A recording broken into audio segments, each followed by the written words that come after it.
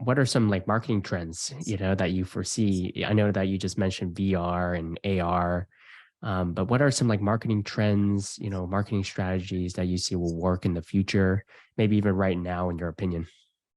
I mean, I don't think it's possible to have a marketing conversation these days without bringing up AI and Chat GPT and Journey and the Futurepedia.io and all the 100 sites, different AI tools you can get on there. I think those are going to be major parts of how we do business, how we streamline things, how we automate, how we interact with clients. Like, that's going to cut so much time. And a lot of people are afraid of that. But for me, the most valuable thing that I have in my life is my time, right? If I didn't have any time left, my daughter, my wife, my family, my friends, like, time is the most valuable thing. I heard Brad Lee talking this morning on a podcast about, like, if somebody offered you $10 million, but you couldn't wake up tomorrow, you wouldn't take it. So that means when you wake up in the morning, you should feel like, man, my morning is worth more than $10 million. Pretty amazing, right? So you should be excited about your time. So AI tools and these different trends that we're having where we can automate, right? Go high level, everything that's in the tech stack nowadays that you see, these things give us back our time. We're able to basically buy back our time to focus on the things that truly matter. This type of stuff, relationship building, connections, podcasts, interviews, education, like, those are the kinds of things that I see are going to become even more valuable and more people are going to have. And I think that all ties back to a brand. Yeah, 100%. I think like those are all really true. I see right now that Reels are doing really well. Like the YouTube Shorts. I've been going hard on YouTube Shorts 4 times a day, and, Wow. and I'm thinking about, man, should I go 5 or 6 times a day? It's like it's popping. Yeah. It's garnered, I think, a billion. Fact check me on this, but I think like a billion, like daily viewers on YouTube Shorts a day. Yeah, Wow. it's growing, and I even see it really surpassing TikTok. Mr. Beast said that, like, man, YouTube, if you had the power to actually generate revenue on your content versus not, why wouldn't you go to YouTube Shorts, right? 100%. So I think once people start to see their friends jumping over and how much money they're making on YouTube Shorts, then they'll take their content over there and focus on that more. Well, yeah, the creator economy, if you will, is going to be so much different in a few years from now with AI, because AI is going to be kind of an easy thing. And so companies like Google, companies like, Chat GPT, where they're pulling their information, they're going to have to license information from creators like us. They're going to have to get permission in the form of currency or in the form of some sort of release, right? There's going to be consent that comes behind this stuff. So content creators, this is a great space to be in. And I think the fact that YouTube is going to start monetizing YouTube Shorts and start allowing people to make money off that, similar to Instagram Reels, the person that ends up offering the most and has the most fluid platform is going to be the winner. And I think YouTube's just got such a big head start. It just makes more sense. Definitely. Yeah. Now, how do you see like business owners being able to leverage AI for their marketing? Like, whenever there's a gold rush, there's like a land grab, people go over there, whoever gets there first gets the most.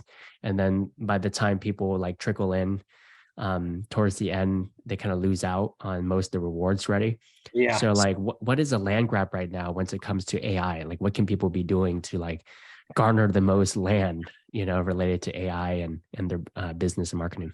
Well, what's cool about it, there's a couple dynamics to AI that are good and then a couple that are bad. One of them is that it can't be copyrighted. But if you make an original art piece out of that AI piece, then you can copyright it. So being able to take those pieces and completely customize them, make them unique to your brand, like, I mean that, like your personality, your core value, like when you add the branding and the storytelling side to the AI artwork, that's where it's going to become valuable. And that information can be used in thumbnails, can be used in ads.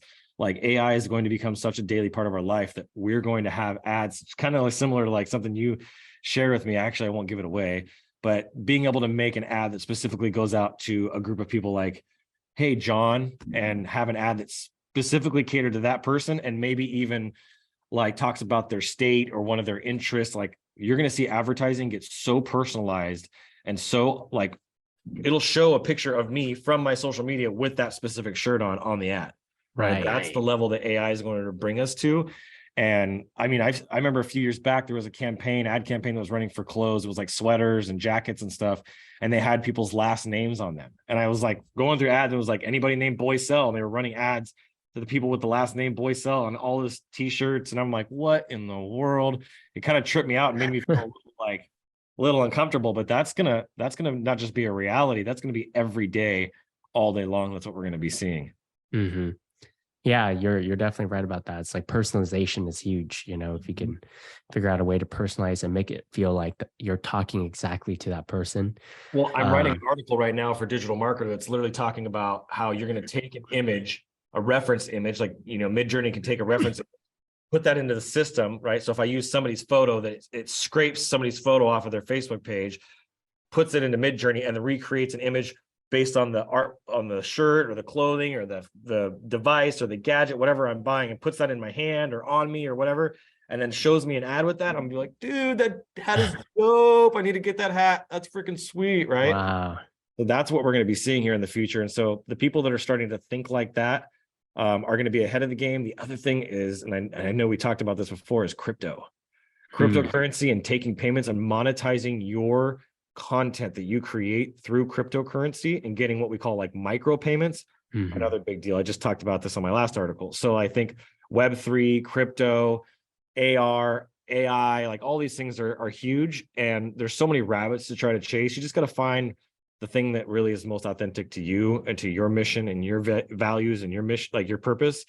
And that's kind of what I'm just doing. Is I love art, I love design. I'm going to take my background in social impact. I want to take my passion for art and design and use AI as a tool, one of the many tools in my belt, combine those and say, hey, how can I reach more people? How can I make a bigger impact with these new tools, and buy back my time so I can spend my time planning and strategizing and doing more, connecting with more relationships so I can make the impact I'm trying to make.